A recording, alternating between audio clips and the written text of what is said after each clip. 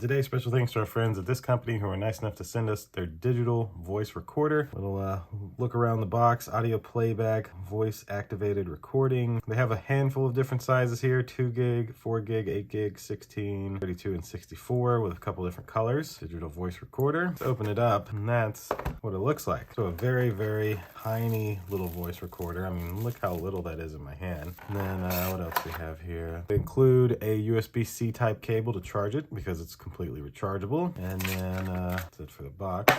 Nice instruction guide that would tell you exactly how to use the device. It tells you what all of the buttons do, the recording formats. It has a 1.44 inch screen, and it supports a SD card up to 64 gigs. The battery is 400 milliamp hours. Here it is.